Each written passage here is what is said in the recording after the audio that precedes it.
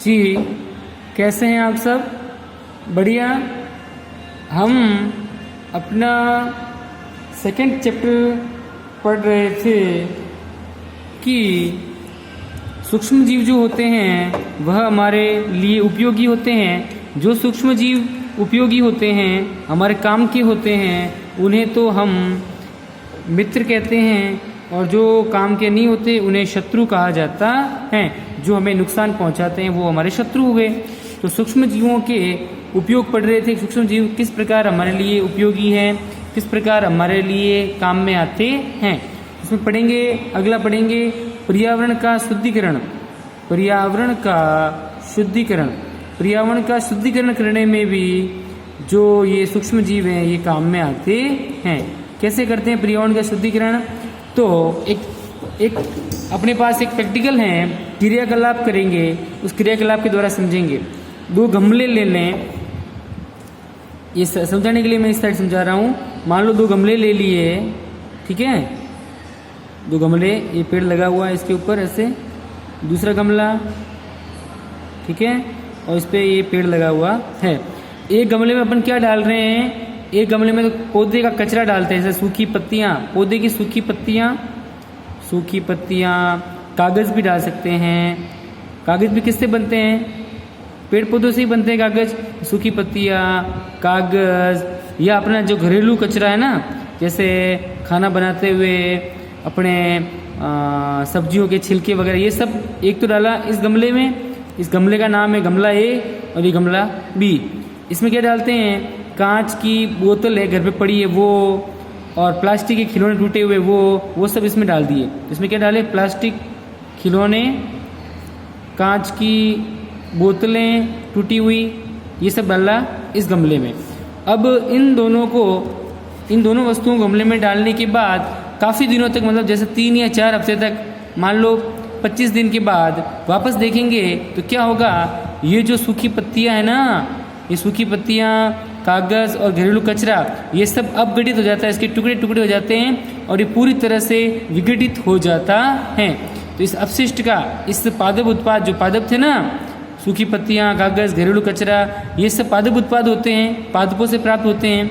तो ये पादप उत्पाद जो हैं, ये पादप अपशिष्ट जो हैं, इनका अपघटन हो जाता है और ये किस में बदल जाते हैं? खाद में। किस में बदल जाते हैं बेटा? खाद में बदल जाते हैं। तो दूसरी तरफ इस गमले में जो हमने प्लास्टिक, खिलौने, कांच और आदि डाले थे ना, घरेलू कचरा नहीं, सॉरी, प्लास्टिक के खिलौने, कांच वगैरह ये डाले थे, और इसको भी 3 या 4 हफ्ते तक गमले में पड़ा रहने दिया। तो ये ऐसे के ऐसे ही पड़े रहे, क्योंकि प्लास्टिक का अपघटन नहीं होता, कांच का भी अपघटन नहीं होता। तो इनको अपघटित करके, जैसे अब गमला एक की बात करें तो इस सूखी पत्तियां, कचरे, कागज, इसको अपघटित करके खाद बना दिया। और खाद क्या होता है? पौधों की वृद्धि के लिए बहुत जरूरी होता है। तो ये खाद बनाने का कार्य किसने किया? सूक्ष्म जीवों ने। किसने किया बेटा? सूक्ष्म जीवों ने। तो सूक्ष्म जीव क्या करते हैं? जो हमारे आसपास जो कचरा है, सूखी पत्तियां, कागज, घरेलू कचरा, जो भी कचरा है, उसको अपघटित करके, उसको छोटे छोटे टुकड़ों में तोड़ के उसको खाद में बदल देते हैं। तो इस प्रकार ये आसपास के कचरे को साफ करके उसकी खाद बना देते हैं और पर्यावरण को शुद्ध रखते हैं। पर्यावरण, हमारे चारों ओर के आवरण को शुद्ध रखने का कार्य कौन करते हैं? सूक्ष्म जीव करते हैं। तो आप इसमें लिखना चाहो तो लिख सकते हैं कि सूक्ष्म जीव क्या करते हैं? सूक्ष्म जीव, इसमें लिखना, मेरे पीछे लिखो कि सूक्ष्म जीव पादप अपशिष्ट का अपघटन करते हैं। उसको अपघटन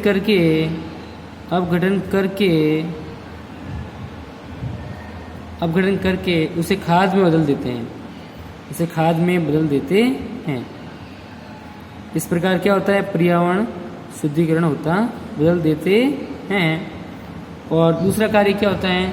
और इस प्रक्रिया में जो पोषक बनते हैं ना, ये खाद जो बनती है, इस प्रक्रिया में जो बने पोषक हैं, इस प्रक्रिया में जो खाद बनेगी, इस खाद को पौधे ग्रहण कर लेते हैं और इसका पुनः उपयोग कर लेते हैं।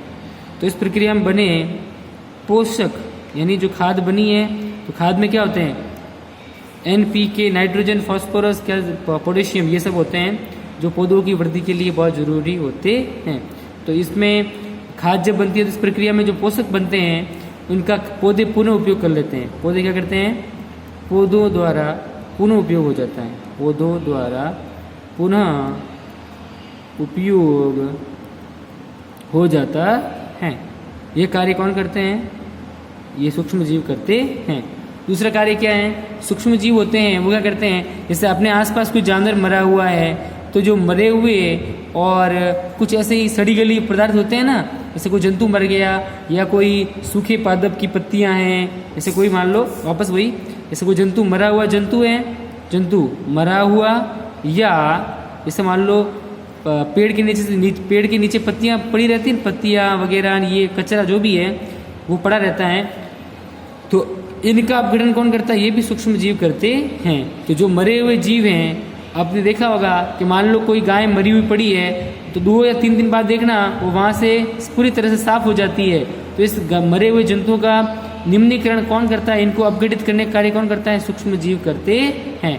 तो ये सूक्ष्म जीव जो हैं वह मरे हुए जंतुओं को, और जहाँ बदबू ज़्यादा आती है ना, जैसे कचरा वगैरह है, वहाँ सूक्ष्म जीव जाते हैं और उस चीज़ का अपघटन कर देते हैं, उसको अपघटित करके उसको तोड़ के खाद में बदल देते हैं या पूरी तरह से उसका सर्वनाश कर देते हैं। तो इसके एक और कार्य है, सूक्ष्म जीव होते हैं, एक और लिख देना, सूक्ष्म जीव क्या करते हैं, ये जो मरे हुए जीव हैं, सूक्ष्म जीव जो हैं मृत जैविक अपशिष्ट का अपघटन करके उसे सरल पदार्थों में तोड़ देते हैं। तो इसमें लिख देना, सूक्ष्म जीव जो हैं, जो मरे हुए जैविक अपशिष्ट कौन सा हैं, जीव जंतु, मरे हुए जीव जंतु या किसी पौधे के पत्तियां वगैरह, ये तो मृत जैविक अपशिष्ट का अपघटन करके सूक्ष्म जीव जो हैं वो मरे हुए जीवों का या सूक्ष्म जैविक अपशिष्ट का अपघटन करके उसे सरल पदार्थों में परिवर्तित कर देते हैं, करके उसे सरल पदार्थों में परिवर्तित कर देते हैं, सरल पदार्थों में परिवर्तित कर देते हैं। ठीक है, और इस प्रकार हानिकारक और जो दुर्गंध फैलाने वाले पदार्थ है ना, उनका निम्नीकरण करके, उनको विघटित करके सूक्ष्म जीव पर्यावरण को शुद्ध करते हैं। इसमें और लिखना चाहो ऐसे लिख दो, इस प्रकार जो सूक्ष्म जीव होते हैं वह जो हानिकारक हैं, इस प्रकार सूक्ष्म जीव हानिकारक जो हमारे लिए हानिकारक हैं, जो हमें नुकसान पहुंचाते हैं, तो हानिकारक व दुर्गंध युक्त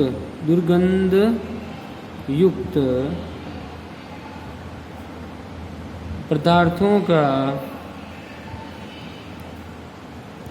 निम्नीकरण करके, निम्नीकरण वही अपघटन, निम्नीकरण छोटे छोटे टुकड़ों में बांटना, तो सूक्ष्म जीव हानिकारक व दुर्गंध युक्त पदार्थों का निम्नीकरण करके पर्यावरण को शुद्ध रखते हैं, तो करके पर्यावरण को शुद्ध रखते हैं या पर्यावरण का शुद्धिकरण करते हैं। ये हो गया सूक्ष्म जीवों का उपयोग, समझ गए आप? ठीक है, अब हम बात करें, कुछ होते हैं हानिकारक सूक्ष्म जीव। कौन से होते हैं हानिकारक सूक्ष्म जीव? ये तो सब इससे पहले जो हमने पढ़े, ये सब ऊपर वाले, इससे पहले जो भी पढ़ा है वो सब हमने क्या पढ़े, सूक्ष्म जीवों के फायदे, सूक्ष्म जीव हमारे मित्र कैसे हैं, सूक्ष्म जीवों से हमें कौन कौन से फायदे होते हैं, ये आपने लिख लिया होगा मेरे पीछे पीछे ये। ठीक है बेटा, अब बात करते हैं हानिकारक सूक्ष्म जीव। इसकी बात करते हैं, हानिकारक सूक्ष्म जीव।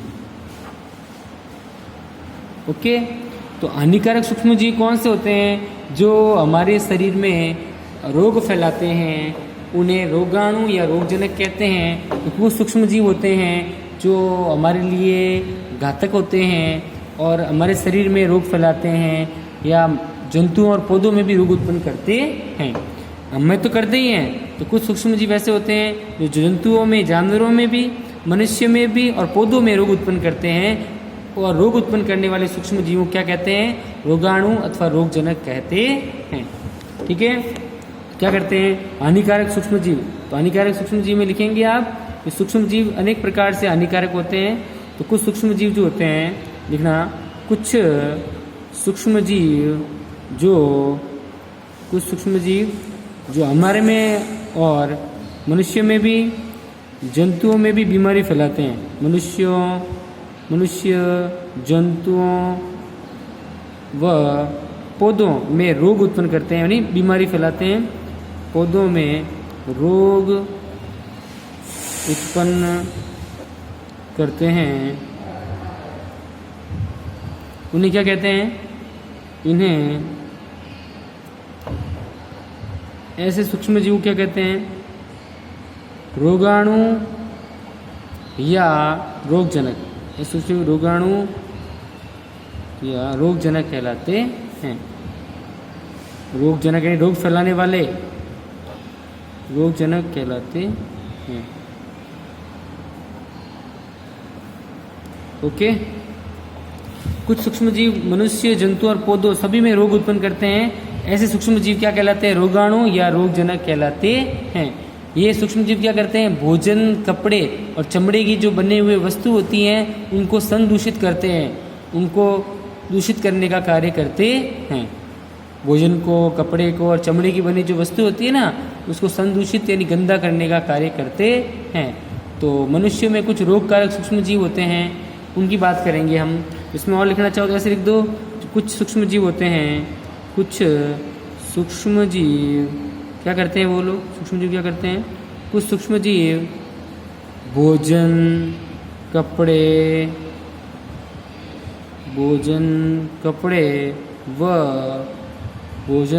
व चमड़े की जो बनी हुई वस्तु होती है, चमड़े की वस्तुओं को संदूषित करते हैं। संदूषित करते हैं यानी उनको दूषित करते हैं। अब इसी में पढ़ेंगे अपन मनुष्य में कौन। अब तो हमने क्या बात की कि हानिकारक सूक्ष्म जीव कौन से होते हैं? जो मनुष्य, जंतुओं और पौधों में रोग उत्पन्न करते हैं। ऐसे सूक्ष्म जीव रोगाणु या रोगजनक कहलाते हैं। ये सूक्ष्म जीव क्या करते हैं? भोजन, कपड़े और चमड़े से की वस्तुएं जो होती है ना, भोजन की वस्तु जैसे खाना पड़ा है उसको दूषित करने का कार्य, उसको गंदा करने का कार्य, कपड़े हैं उनको गंदा करने का कार्य, संदूषित यानी दूषित करने का कार्य, और चमड़े की बनी वस्तु जैसे जूते वगैरह पड़े हैं उनके अंदर फफूंद फैला देंगे, उनके अंदर चमड़े को गलाने का कार्य करेंगे, ये नुकसान पहुंचाने का कार्य करते हैं। तो भोजन, कपड़े और चमड़े की वस्तुओं को संदूषित करते हैं। अब मनुष्य में रोग फैलाने वाले सूक्ष्म जीव कौन से हैं? तो अब बात करते हैं मनुष्य में रोगकारक सूक्ष्म जीव। यानी अब कुछ सूक्ष्म जीव ऐसे होते हैं जो मनुष्य में रोग फैलाते हैं। तो मनुष्य में कौन कौन से सूक्ष्म जीव है जो रोग फैलाते हैं, उसकी बात करेंगे। तो देखो यहाँ पे मनुष्य में रोगकारक सूक्ष्म जीव की बात करें तो मनुष्य में रोग उत्पन्न करने वाले सूक्ष्म जीव क्या करते हैं? सांस द्वारा, पानी पीने से या भोजन द्वारा हमारे शरीर में प्रवेश करते हैं। अब यहाँ देखो साइड में बात करूँगा, यहाँ पे यहाँ ये साइड का पोर्शन आपको समझाने के लिए है, यहाँ पे समझा रहा हूँ, आपको देखना ध्यान से। कुछ सूक्ष्म जीव होते हैं वो क्या करते हैं? सूक्ष्म जीव होते हैं ना, वो क्या होते हैं? ऐसे पड़े रहते हैं। जब हम कोई खाना खाते हैं तो खाने के ऊपर बैठ जाते हैं। ये भोजन है, मान लो खाना, ये सूक्ष्म जीव भोजन के ऊपर बैठ गए। जब हम भोजन खाएंगे तो ये भोजन हमारे शरीर में जाएगा, उसके साथ साथ ये सूक्ष्म जीव भी शरीर में चले जाते हैं और फिर बीमारी फैलाते हैं। तो सूक्ष्म जीव क्या करते हैं? भोजन के द्वारा, पानी, जब हम पानी पीते तो पानी में भी कुछ सूक्ष्म जीव होते हैं, और श्वास द्वारा, जब हम सांस लेते हैं तो जब हम सांस लेंगे तो बाहर के जो सूक्ष्म जीव है वो हमारे नाक के माध्यम से अंदर चले जाएंगे। तो कुछ सूक्ष्म जीव जो हैं, मनुष्य में रोग फैलाने वाले सूक्ष्म जीव जो हैं, तो भोजन के द्वारा, पानी और सांस के साथ साथ शरीर में चले जाते हैं और फिर व्यक्ति को संक्रमित कर देते हैं, और इस प्रकार ये रोग फैलाते हैं। तो सूक्ष्म जीव द्वारा ऐसे होने वाले ऐसे रोग जो एक संक्रमित व्यक्ति से स्वस्थ व्यक्ति में पानी, जल और भोजन और कायिक संपर्क यानी एक दूसरे के संपर्क में आ जाए। जैसे किसी का इस्तेमाल किया हुआ कपड़ा हमने पहन लिया तो उसकी स्किन के टच हो गया ना भाई किसी ने, जैसे मेरा शर्ट है, मैंने 2 दिन पहना तो वो मेरी स्किन से टच हुआ है, अगर कोई दूसरा पहन ले तो मेरी जो बीमारी है वो उसमें जा सकती है। तो पानी के द्वारा, जल के द्वारा और कायिक संपर्क यानी एक दूसरे के संपर्क में आने से जो रोग है फैलते हैं उन्हें संचरणीय रोग कहते हैं। क्या कहते हैं? संचरणीय रोग, जो एक से दूसरे में फैलते हैं। जल, पानी वायु तथा कायिक संपर्क एक दूसरे के संपर्क में आने से फैलते हैं। उन्हें संचरणीय रोग कहते हैं। एक से दूसरे में फैलने वाले संक्रमित रोग, संक्रमण होता है इसका। इसमें लिखना चाहे लिखेंगे कि मनुष्य में रोग उत्पन्न करने वाले जीव जो हैं वह हमारे शरीर में प्रवेश करते हैं। तो सूक्ष्म जीवों द्वारा ऐसे होने वाले ऐसे रोग, अब इसमें लिखना सूक्ष्म जीवों द्वारा होने वाले ऐसे रोग जो एक स्वस्थ आदमी से संक्रमित व्यक्ति से स्वस्थ व्यक्ति में, संक्रमित कौन सा, जिसको कोई बीमारी हो रखी है पहले, तो सूक्ष्म जीवों द्वारा होने वाले ऐसे रोग जो संक्रमित व्यक्ति से किसी एक व्यक्ति को हो गए तो वो छींकेगा, खांसेगा या फिर उसके संपर्क में आने से आपको भी हो सकते हैं, उन्हें कहते हैं संचरणीय रोग। तो सूक्ष्म जीवों द्वारा होने वाले ऐसे रोग जो एक संक्रमित व्यक्ति से, संक्रमित मतलब जिसको पहले से कोई बीमारी हो रखी है, तो संक्रमित व्यक्ति से स्वस्थ व्यक्ति को हो जाता है। तो संक्रमित व्यक्ति से स्वस्थ व्यक्ति में कैसे होता है, वायु के द्वारा, जल द्वारा, भोजन द्वारा, ओके, भोजन, उसके बाद लिखना भोजन व कायिक संपर्क, यानी एक दूसरे के संपर्क में आने से, कायिक संपर्क यानी शरीर का संपर्क हो जाए, कायिक संपर्क में आने से फैलते। कायिक संपर्क समझिए ना, कायिक संपर्क यानी एक दूसरे के संपर्क में आना से फैलते हैं, उन्हें क्या कहते हैं, संचरणीय रोग। संचरणीय का मतलब क्या होता है, आगे फैलने वाले, संचरणीय, इनका संचरण होता है, आगे से आगे फैलते रहते हैं। संचरण का मतलब होता है, देखना यहाँ पे, संचरण का मतलब होता है फैलना, आगे से आगे फैलना, तो संचरणीय रोग कहलाते हैं। ऐसे रोग जो सूक्ष्म जीवों द्वारा तो होते हैं, तो सूक्ष्म जीवों द्वारा होने वाले ऐसे रोग जो संक्रमित व्यक्ति से, यानी जिस व्यक्ति को हो रखा है कोई रोग, तो उस व्यक्ति से स्वस्थ व्यक्ति में, जिसको कोई रोग नहीं है वो है स्वस्थ व्यक्ति, तो संक्रमित व्यक्ति से बीमार व्यक्ति से स्वस्थ व्यक्ति में, सही व्यक्ति में वायु के द्वारा, जैसे हम मान लो मेरे को सर्दी जुकाम हो रखा है, जब मैं छींकूंगा तो मेरे मुंह से जो पानी निकला उसके साथ साथ बहुत सारे जो रोग फैलाने वाले वायरस है, विषाणु, वो भी निकलेंगे और वो हवा में मिल जाते हैं। जब कोई दूसरा व्यक्ति, स्वस्थ व्यक्ति सांस लेगा तो उसके शरीर में चले जाएंगे और इस प्रकार दूसरा व्यक्ति वो भी बीमार हो जाता है। तो संचरणीय रोग जो एक से दूसरे में फैलते हैं, जिनका आगे फैलाव होता है, उन्हें संचरणीय रोग कहते हैं। ठीक है, तो ये संचरणीय रोग कहलाते हैं। उदाहरण लिखना इसके, हैजा एक बीमारी है, ये भी संचरणीय रोग है, एक से दूसरे में फैलता है। सामान्य सर्दी जुकाम का भी यही है। एक आदमी को सर्दी जुकाम हो रखा है, वो छींकेगा या खांसेगा तो उसके मुंह से कुछ सूक्ष्म जीव निकलेंगे, वायरस वगैरह, ये दूसरे व्यक्ति में प्रवेश करेंगे और उस व्यक्ति को भी सर्दी जुकाम हो जाएगा। और चिकन पॉक्स यानी छोटी माता निकलती है ना, अपन जब अभी छोटे होते हैं तो आपको माता जी निकलती हैं, शरीर पे छोटे छोटे निशान हो जाते हैं, चकते हो जाए, सॉरी वो छोटे छोटे बिंदु टाइप हो जाते हैं, डॉट डॉट, चिकन पॉक्स, अरे माता जी निकलते हैं ना भाई, पूरे शरीर पे लाल लाल दापड़ हो जाते हैं, वही तो चिकन पॉक्स एवं क्षय रोग। और क्षय रोग यानी टीबी, क्षय रोग यानी टीबी, क्षय रोग का रोगी अगर कोई खांसे तो उसके खांसने से उसके शरीर के अंदर से जो सूक्ष्म जीव है वो बाहर निकलेंगे, वायरस, और वह दूसरे स्वस्थ व्यक्ति में चले जाएंगे और वो भी बीमार हो जाता है। ये सूक्ष्म जीवों द्वारा फैलने वाले ऐसे रोग हैं तो सही संक्रमित व्यक्ति से स्वस्थ व्यक्ति में होते हैं। किसके द्वारा, वायु, जल और भोजन और कायिक संपर्क, एक दूसरे के संपर्क में आने से फैलते हैं, संचरणीय रोग कहलाते हैं। ठीक है, अब हम बात करें जब जुकाम, जैसे एग्जाम्पल के द्वारा समझते हैं, जैसे जुकाम से पीड़ित व्यक्ति है, मान लो कोई किसी आदमी को जुकाम हो रखा है, तो अगर जुकाम से पीड़ित व्यक्ति है, जो जुकाम से पीड़ित व्यक्ति छींकता है ना, छींक आती है, जुकाम से पीड़ित व्यक्ति छींकता है तो क्या होता है, सूक्ष्म छींकने पर क्या थोड़ा पानी बाहर निकलता है नाक से, तो पानी यानी सूक्ष्म बूंदों के साथ क्या निकलते हैं? वायरस निकलते हैं। सूक्ष्म बूंदों के साथ हजारों वायरस यानी विषाणु, हजारों रोग फैलाने वाले, रोग कारक यानी रोग फैलाने वाले विषाणु निकलते हैं। रोग कारक वायरस यानी विषाणु निकलते हैं। ये भी क्या बाहर निकलेंगे और कहाँ आ जाएंगे? हवा में आ जाते हैं, वायु में आ जाते हैं। वायु में आ गए ये रोग फैलाने वाले विषाणु, वायु में आ जाते हैं। फिर ये वायरस क्या करते हैं? ये वायरस जब कोई दूसरा व्यक्ति सांस लेगा ना, ये वायरस श्वास के साथ दूसरे व्यक्ति के शरीर में प्रवेश करे जाए। जैसे मान लो मेरे को छींक आ रही है, मैंने छींका, मेरे को सर्दी जुकाम, मेरे को छींक आई, मैंने छींका, मेरे छींकने के साथ मेरे नाक के अंदर थोड़ा सा पानी निकलता है और उसके पानी के साथ साथ बहुत सारे रोग फैलाने वाले विषाणु भी निकलेंगे छोटे छोटे।